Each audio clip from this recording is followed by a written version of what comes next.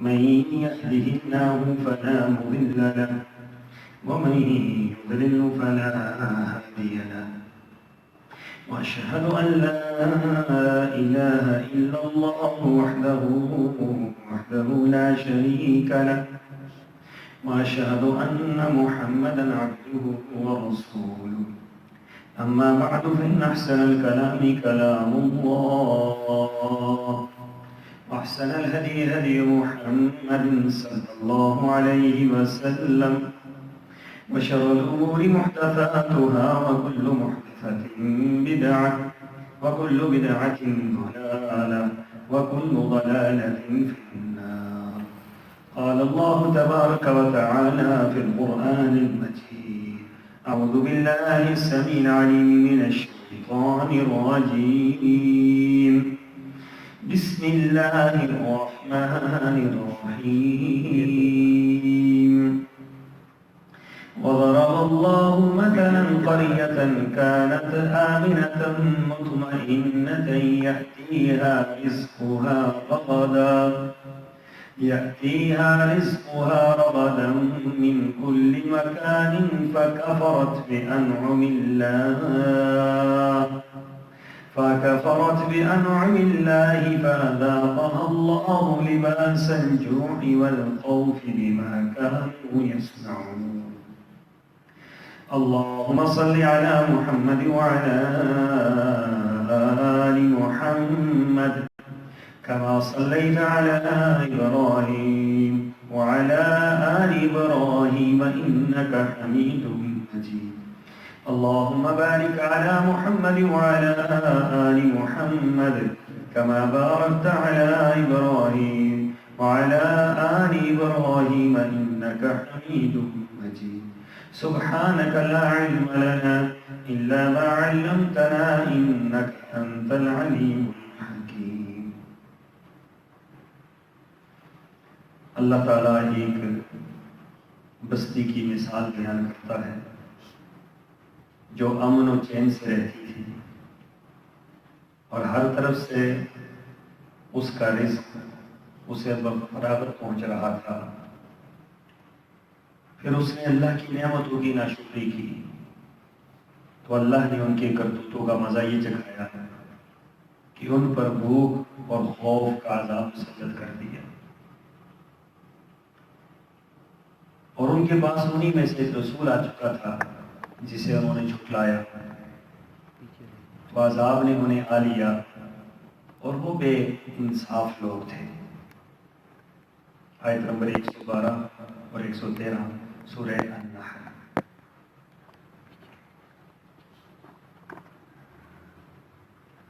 سامعین محترم، اللہ تعالیٰ کا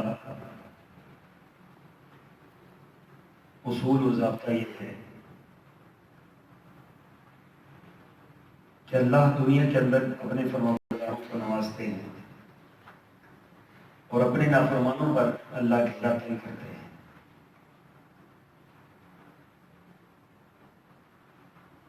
اور یہ اللہ کا قانون ہے کہ اگر لوگ اللہ کے فرمانبردار رہیں تو کسی صورت میں اللہ تعالیٰ ان پر عذاب نازل نہیں کرتا.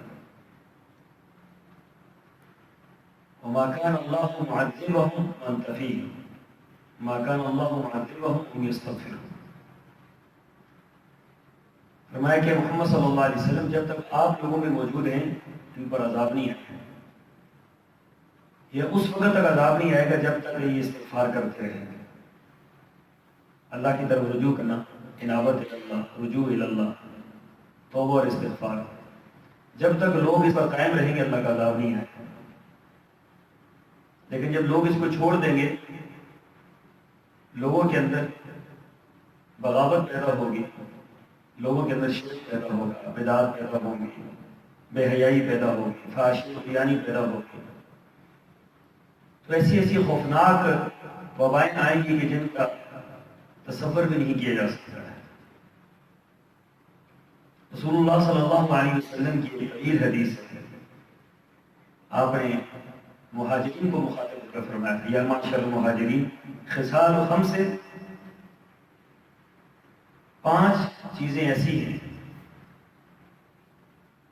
کہ اللہ تعالیٰ سے پناہ مانگتا ہوں کہ ان میں تم مبتلا ہو جاؤ. اور ان میں فرمایا کہ لم تظہر الفاحشۃ فی قوم قط حتى يعلنوا بها الا فشا فيهم الطاعون والاوجاع التي لم تكن مضت في اسلافهم الذين مضوا. فرمایا کہ جب کسی قوم کے اندر فحاشی آتی ہے، بیبان ظہور لوگ اعلانیہ طور پر بے پردگی اختیار کرتے ہیں، بدکاری عام ہوتی ہے، زنا عام ہوتا ہے، حیا ختم ہو جاتا ہے معاشرے سے، تو پھر اس کا نتیجہ کیا نکلتا ہے؟ فرمایا اس کا نتیجہ یہ ہے کہ اللہ تعالیٰ ان کے اندر طاعون جیسی وباؤں کو ڈال دیتے ہیں. طاعون ان کے اندر پھیل جاتا ہے، بیماریاں ان کے اندر پھیل جاتی ہیں، وبائیں ان کے اندر پھیل جاتی ہیں. اور والاوجاع التي لم تكن مضت، فرمایا کہ ایسی ایسی خوفناک بیماریاں ان کے اندر آتی ہیں کہ جو ان سے پہلے کبھی بھی نہیں تھی، ان کے اسلاف میں، ان کی بڑوں میں کبھی نام بھی نہیں سنا ہوگا، ایسی بیماریاں ان کو آتے ہیں. تو یہ بیماریاں اور یہ وبائیں یہ اللہ تعالیٰ کا ایک عذاب ہے اس صورت میں کہ جب قوم کے اندر فحاشی آتی ہے، جب لوگوں کے اندر برائی عام ہو جاتی ہے، جب لوگ برائی عام کرتے ہیں اور کھلے بندوں کرتے ہیں، اس کا نتیجہ یہ نکلتا ہے کہ لوگوں کے اندر وبائیں پھوٹ پڑتی ہیں، اور ایسی وبائیں پھوٹ پڑتی ہیں کہ جو ان کو تہس نہس کر کے رکھ دیتی ہیں.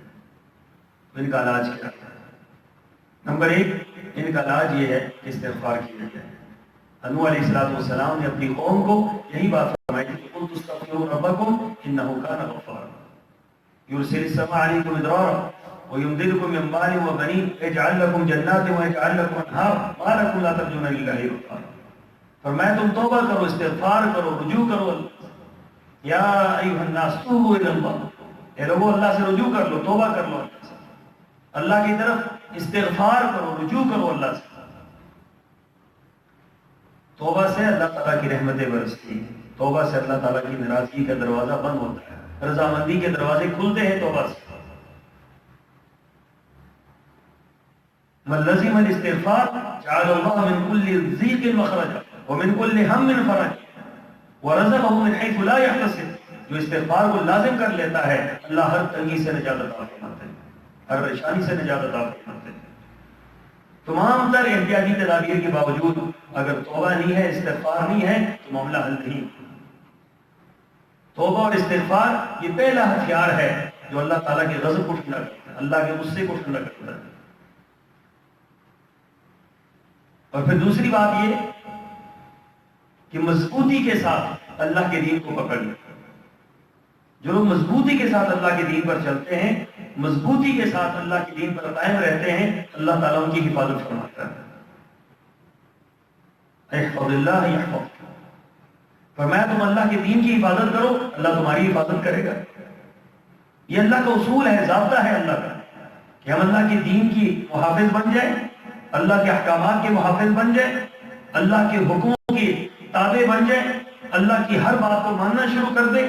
تو اللہ تعالیٰ کیا کرے گا؟ اللہ کا وعدہ ہے اللہ تمہاری حفاظت کرے گا. احفظ اللہ یحفظک، تم اللہ کی احکامات کی حفاظت کرو، تم اللہ کے دین کی حفاظت کرو، تم اللہ کے حکموں کی پابندی کرو، اللہ تعالیٰ تمہاری حفاظت کرے گا. یہ اللہ کا وعدہ ہے.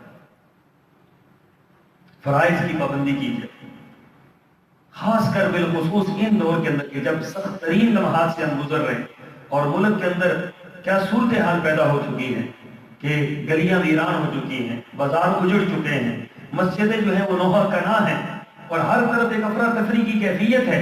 اس وقت میں کیا چیز آپ کو سب سے زیادہ اللہ تعالیٰ کے قرب، اللہ تعالیٰ کے قریب کرے گی؟ وہ کیا ہے؟ احفظ اللہ، اللہ تعالیٰ کی دین کی حفاظت کرے، اللہ کے احکامات کی حفاظت کرے، باجماعت نماز کی پابندی کرے.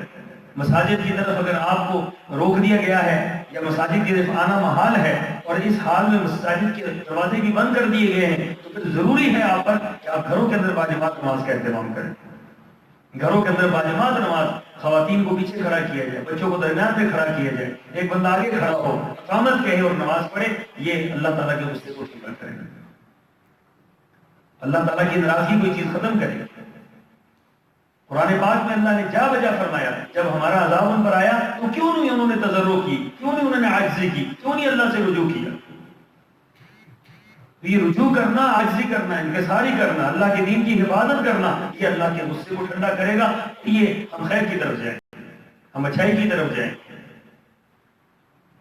جو اللہ بلا لایا ہے وہ اللہ بلا ٹال بھی سکتا ہے، جو اللہ مصیبت لایا ہے وہ اللہ مصیبت ٹال بھی سکتا ہے، وہ ٹالے گا انشاءاللہ اگر ہم اور آپ اللہ سے توبہ اور استغفار کریں گے، رجوع کریں گے، اللہ کے دین کے محافظ بنیں گے اور اللہ کے ہر حکم کی پابندی کریں گے تو انشاءاللہ یہ بلا آئی بھی کہ اللہ رب العزت اس کو ٹال دے گا۔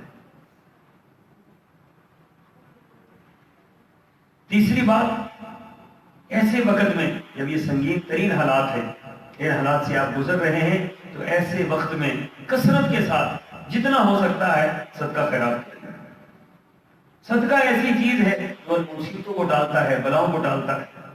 وہ صدقے کے لیے ضروری نہیں ہوتا کہ آپ بکرا ہی ذبح کر کے دیں، صدقہ تو کسی بھی چیز کا کیا جا سکتا ہے۔ رسول اللہ صلی اللہ علیہ وسلم کی تو یہ الفاظ ہیں کہ کھجور کا صدقہ کر، کھجور تک جو ہے وہ صدقہ دی جا سکتی ہے۔ تو ایسے دور کے اندر کہ جب ہم سنگین ترین حالات سے گزر رہے ہیں تو صدقہ خیرات کو آپ کریں۔ یہ صدقہ خیرات یہ اللہ تعالیٰ کی طرف سے آئی ہوئی وباؤں کو ٹال دیتا ہے۔ صاحب ثروت لوگ صدقہ خیرات کریں اور جو عام لوگ ہیں وہ بھی صدقہ خیرات کریں۔ جتنا صدقہ خیرات زیادہ ہوگا اتنا ہی اللہ تعالیٰ کی رحمتیں ہوگی، اتنا ہی اللہ تعالیٰ کی ناراضگی جو ہے وہ ختم ہوگی۔ اور آخری بات یہ کہ جن لوگوں کو اللہ نے اس وقت آزمائش میں ڈال دیا ہے، جو لوگ بیماری کا شکار ہو چکے ہیں، وہ کثرت کے ساتھ احتیاطی تدابیر کے باوجود اللہ تعالیٰ سے توبہ اور استغفار کریں۔ ایسا نہیں ہوتا کہ آئی ہوئی وبا ٹلتی نہیں، آئی ہوئی وبا ٹل جاتی۔ اللہ تعالیٰ نے قرآن پاک کے اندر مثالیں دی ہیں۔ حضرت یونس علیہ السلام کی قوم پر آیا ہوا عذاب ٹل گیا، آیا ہوا عذاب ختم ہو گیا۔ کس وجہ سے ختم ہوا؟ ان کے توبہ اور استغفار کی وجہ سے، ان کے رجوع کی وجہ سے۔ جو لوگ اس بیماری کے اندر مبتلا ہو چکے ہیں انہیں زیادہ اس کا اہتمام کرنا چاہیے، اور جو لوگ اللہ تعالیٰ نے جن کو حفاظت میں رکھا ہوا ہے اور اللہ ہمیشہ حفاظت میں رکھے، ان لوگوں کو جو ہے وہ زیادہ سے زیادہ احتیاط کے ساتھ ساتھ دین پر سختی سے عمل پیرا ہونا چاہیے۔ یہ وہ چند چیزیں ہیں جس کی وجہ سے اللہ تعالیٰ ہمیں محفوظ رکھے گا۔ یہ مسجد کی یہ نوحہ کنائی اور مسجد کی یہ ویرانگی اور مسجد کا یہ عالم، یہ اللہ تعالیٰ وقت لائے کہ مسجد پھر آباد تھا، اللہ تعالیٰ وقت لائے کہ یہ پھر دوبارہ یہ آبادیاں اسی طریقے سے رہیں جس طرح پہلے تھی، اور پہلے سے زیادہ اللہ ان کو آباد کرے۔ حکومتیں بھی مجبور ہیں، ہر چیز اس ٹائم کسی کے بس کی بات نہیں ہے کہ کوئی بندہ یہ بات کہے کہ اس ٹائم کیا ہو رہا ہے کیا نہیں ہو رہا، یہ تو کسی کے بس کی بات نہیں۔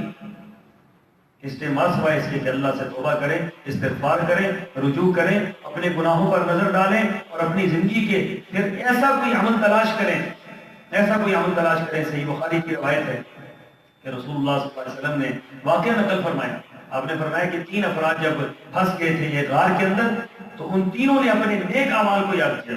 ایسے وقت میں اپنے نیک اعمال کو یاد کریں، اور نیک اعمال جو آپ کی زندگی کے ایک عمل ہو، آپ کا ذخیرہ ہو، ان کو سامنے رکھ کر یاد کر کے اللہ تعالیٰ سے جو ہے وہ مانگے کہ اللہ یہ نیک اعمال اگر تیرے لیے تھے اور تو نے قبول کیے ہیں، اور اللہ اگر یہ میرا نیک عمل تیرے ہاں کسی کام کا تھا تو اللہ اس وبا کو ہم سے ٹال۔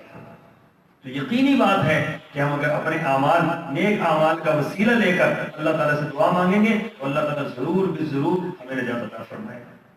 اور آخری بات میں یہ عرض کروں کہ ایسے وقت میں شیطان ایک عجیب حملہ کرتا ہے۔ شیطان کا کام یہ ہے کہ ایسے وقت میں حملہ کر کے لوگوں کو اور خراب کرے۔ شیطان نے کیا کیا؟ اس طرف لگا دیا کہ آپ جو ہے وہ ایک چھٹی اذان ایجاد کریں اور اذان دینا شروع کریں۔ اللہ کے بندو، اگر آپ نے اذان دینی ہی ہے تو اذان تہجد کی اذان دیں۔ میری گزارش ہے کہ تہجد کی اذان ہر مسجد کے اندر ہونی چاہیے، پورے پاکستان میں تہجد کی اذانیں ہوں اور تہجد کی نماز لوگ پڑھیں، اور گھروں کے اندر جو ہے تہجد کی نماز ہو، اذان ہو تہجد کی، ہر مسجد سے تہجد کی اذان کی آواز آئے، تاکہ اللہ تعالیٰ تہجد کا جو وقت ہوتا ہے یہ قبولیت کا وقت ہوتا ہے۔ اللہ آسمان دنیا پر آ کر اس وقت اللہ تعالیٰ آواز مار رہے ہوتے ہیں کہ ہے کوئی مجھ سے مانگنے والا جس کو میں عطا کر دوں، ہے کوئی مجھ سے لینے والا جس کو میں دے دوں، ہے کوئی خالی جھولی والا جس کی جھولی کو بھر دوں، ہے کوئی گناہ گار جو مجھ سے مانگے اور میں اس کے گناہوں کو معاف کر دوں، ہے کوئی بیمار اور لاچار جو مجھ سے مانگے میں اس کو شفا عطا کر دوں؟ تو اس وقت رات کو 10 بجے کے وقت اذان دینے کے بجائے تہجد کی اذان دیں، اور یہ ایک نئی چیز ایجاد کر کے اور نیا ایک معاملہ ایجاد کر کے رسول اللہ صلی اللہ علیہ وسلم کے مبارک زمانے میں اور اس کے بعد صحابہ تابعین تبع تابعین یہ جو خیر القرون کا دور تھا، وبائیں آئیں، مصیبتیں آئیں، بڑی بڑی مصیبتیں آئیں، لیکن کبھی یہ اذان نہیں دی کہ رات کو 10 بجے لوگ کھڑے ہو کر اذانیں دے دیں۔ اذانیں تو 5 ہی ہیں، اور یہ اذانیں اس لیے ہوتی ہیں لوگوں کو نماز کی طرف بلایا جائے، وباؤں کو ٹالنے کے لیے اذان نہیں دی جاتی، باجماعت نماز ادا کی جاتی ہے، اور اگر مسجدیں بند ہیں تو گھروں کے اندر باجماعت نماز کا اہتمام کیا جاتا ہے اور کثرت سے استغفار کیا جاتا ہے، پھر اللہ تعالیٰ اپنی رحمتیں نازل کرتے ہیں۔ اللہ تعالیٰ دعا ہے کہ اللہ ہمیں اور آپ کو ان کی توفیق عطا فرمائے۔ وآخر دعوانا ان الحمد للہ۔